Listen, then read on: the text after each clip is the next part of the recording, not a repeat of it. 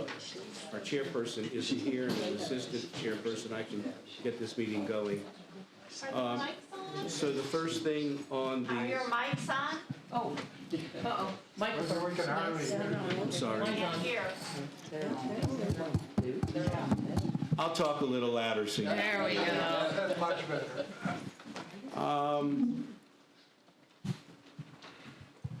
So the first thing that we want to do is I'll have a moment of silence and a pledge to allegiance. So if you all stay in.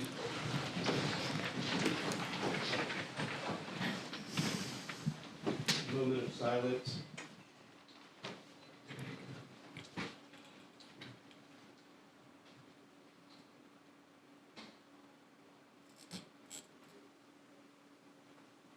Director Stepp, will you lead us in the pledge? Sure. Salute. I pledge pledge allegiance to the flag of the United States of America and to the republic for which it stands, one nation, under God, indivisible, with liberty and justice for all.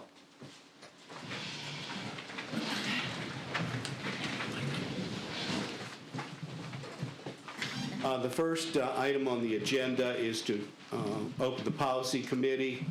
Mrs. Rebecca Hanby is ill today, so Elizabeth, will you take over from here? I will, yes. We have the November minutes that need approval. Do I have a motion to approve the November minutes? I move to approve. All right, I second. All right, and then we have policy 2.200, the annual operating budget. We have recommendations from the district and changes to match up with the new budget timeline and process.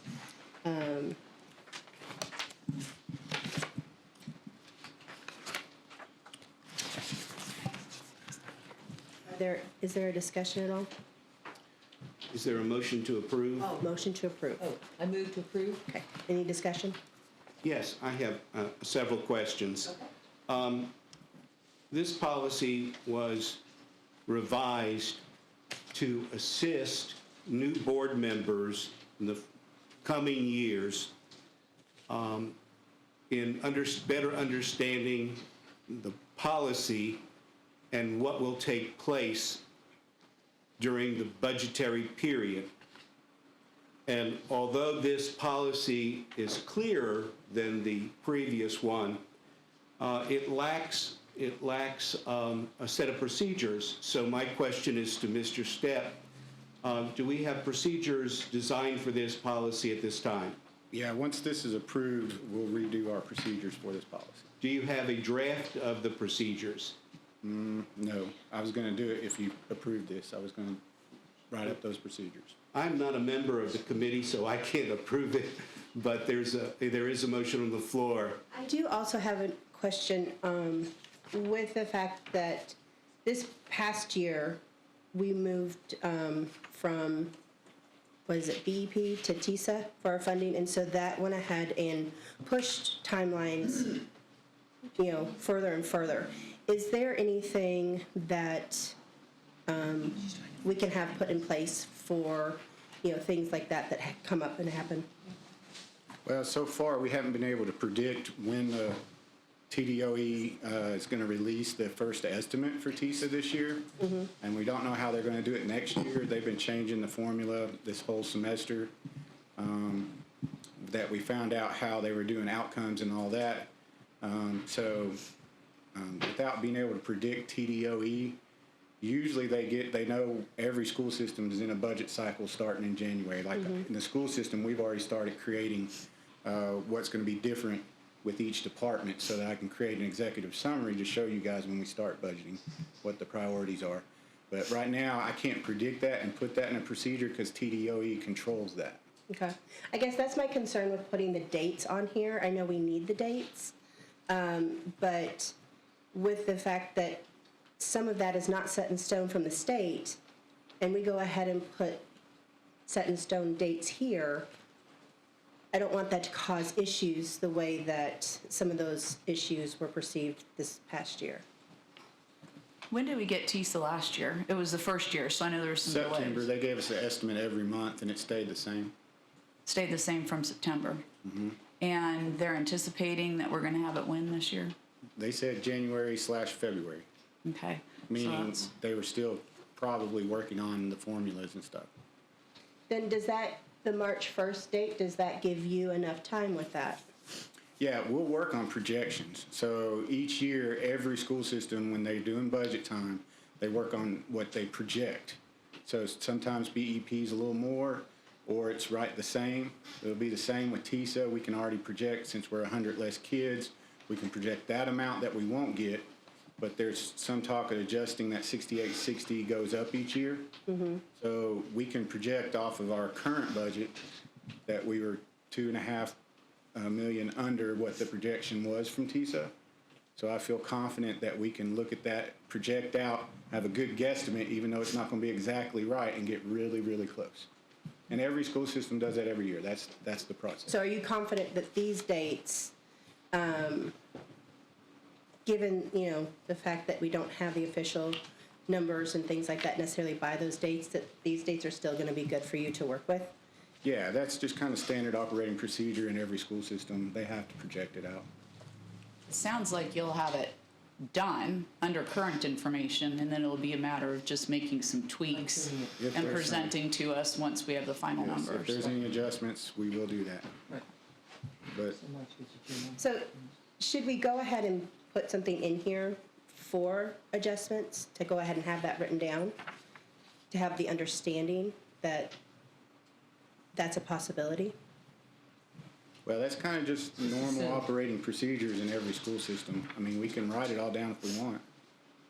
But it might change again. So basically, that's just the standard operating procedure. Do you all have any input? I do. Some of these dates are deadlines by the state, so you got to kind of backwards plan to meet them. So they need to be there, I think. The May 1st, Oh, yeah. Well, I just don't, and I'm sorry, I don't want to take up more time, but I just don't want to see, when we have the elections in August and in September, when the new board comes in, they're going to be blind. They're not going to know what procedures are being followed. And I would hope that in the next few weeks, that you're able to provide us with a schedule of events, tentative events, that will give new board members a vision of where it's going and where they fit in.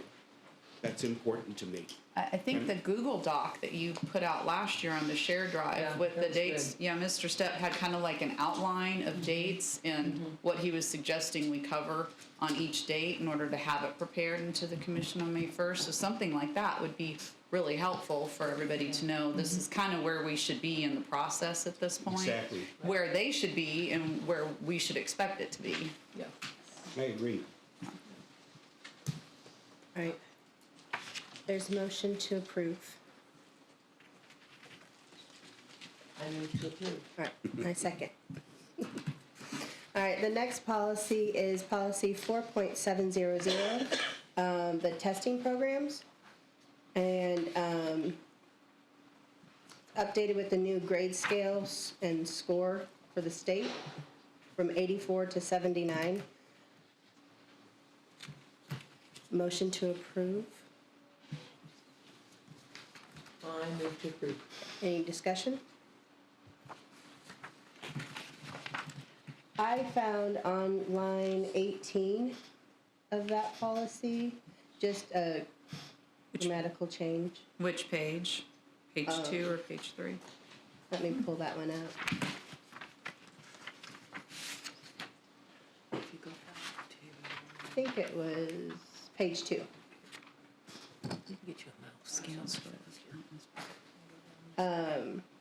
She said she can't figure out why it's not. This scale score will count as 15% of, it should be changed to instead of if, Was in the final grade and then you changed it. of the course.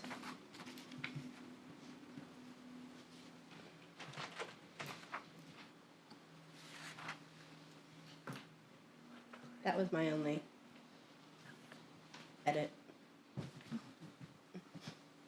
records show.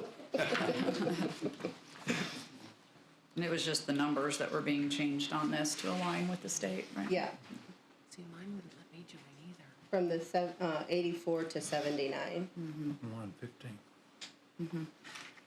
Yes. I have a question for Mr. Stepp.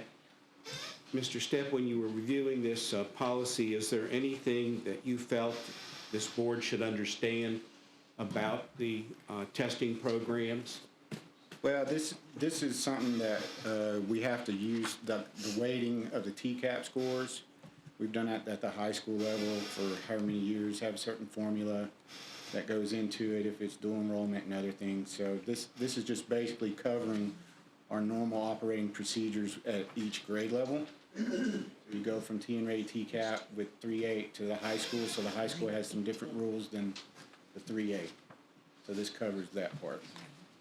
And how we cover the grades and all that kind of good stuff.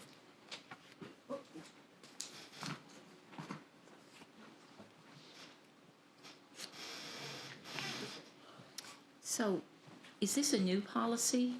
No, this is original policy. What changed was our grading scale. State law changed the grading scales for high school, and we voted that in, but this policy is one of many that we had to change, and we just missed that number. Thank you.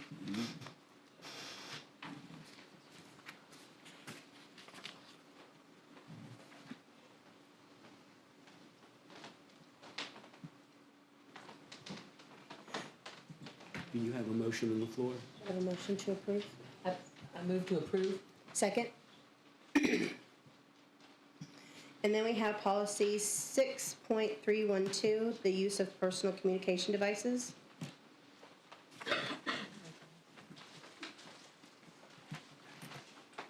So this was brought up at a policy meeting to update, more modern to where we are now. This is what we have recommended is the TSBA model policy. Is this the same policy that we talked about before as far as the different grade ranges? And Yes. having, Yes. so there's nowhere in here that talks about how far down this policy goes. This is that would be part of our procedures. The supervisors and the principals talk through their procedures. They like the procedures they have right now in dealing with the personal communication devices in the schools. So we had no change in the actual procedures. But as far as, we had talked about not having, kindergartners having phones in their, at school. Is that part of the procedures for the principals, or is that something that we're needing to put into policy? That is part of the procedures. Ms. Edmonds, can you comment on how you handle kindergartners with cell phones? We typically don't see that. But if we do, it's something that the teacher just holds on to it. They're typically not activated. So they just are held on to it, and sometimes we have the parents come get it, or we just send it back home. That's not an issue that we typically deal with. What are the, what are the grades or ages that you're seeing that starts to be more of an issue? Kids start having cell phones. I would say second grade, we see kids with active cell phones. But we don't typically see, their classes are so structured, and they don't have the free time at locker change time High school does. to have that opportunity. It's more the middle grades that we would, if I would say we would have an issue, it's more in the middle grades. Okay. 5-8 is where we see more of our issues, because they are changing classes. They are, they're traveling to CTE classes in different groupings. They're monitored, but it's a different type of monitoring than you would have in the K-4 setting. Right. And when we did our school tours, I think when we did elementaries, did anybody see kids with cell phones? No, Yeah. I didn't. I was thrilled. Most of the time, the elementaries keep them off and in a bag. We even have several of our middle grades teachers, if they're having an issue with a particular group of kids, they'll just do a blanket, put your phone in the basket at the beginning of class. At Good. the end of the day, you can Good. have it, That's good. and it's not an issue. And it's not an issue. Good. So they're handling it. I did have a question though about line 16 and 17. I guess I feel that might be a good idea to keep that in the policy. Talking about, at no time will any student utilize a personal communication device in an attempt to undermine instructional practices or violate an individual's privacy. There are in the student conduct books for each school that address cheating in what the consequences are. But this goes further than that. As far as it doesn't just talk about it's not just about cheating in that one.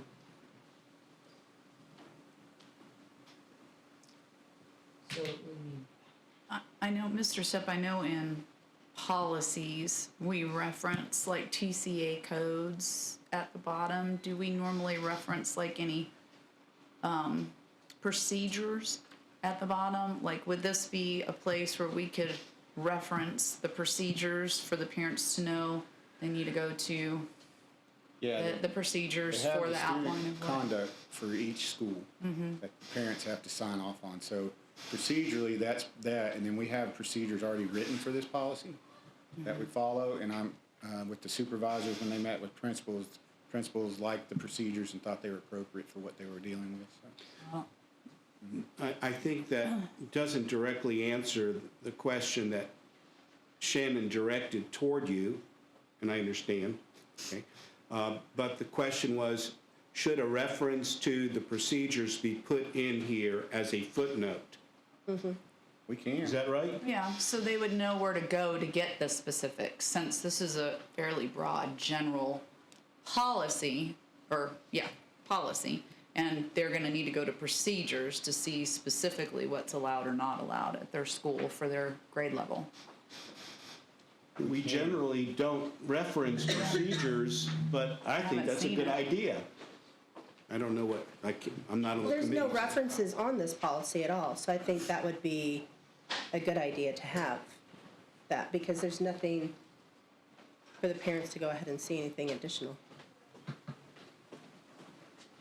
Elizabeth, could we revisit this policy with a footnote, or do you want to, Mr. Stepp, could you, or Shannon, do you have any idea of how this footnote would look? Well, I would think we could put it down under cross-reference possibly, because I'm seeing on the testing program, we have a legal reference section and a Right. cross-reference section at the bottom, so maybe we could put it under cross-reference Okay, and indicate that it could be found in the procedures for the student's school. This is going to be, when it's approved, it will be turned over to the whole board for approval. Let's go ahead and, I'm Elizabeth? open to your suggestion, yes. let's go ahead and figure out the details. Yes? Mr. Zaggy, I had to step out to take care of something, but if you're talking about this particular policy, what you see in the blue, this came straight from the TSBA template. So Yes. any cross-references are not on there, but I can get those for you if you need. Okay. Okay, yes. So we can have Well- that, and then add our, any legal Yeah, I mean, cross-references. it's on the original template that is provided by the TSBA. And then we could add the procedural one for our policy, for our procedures, under cross-references.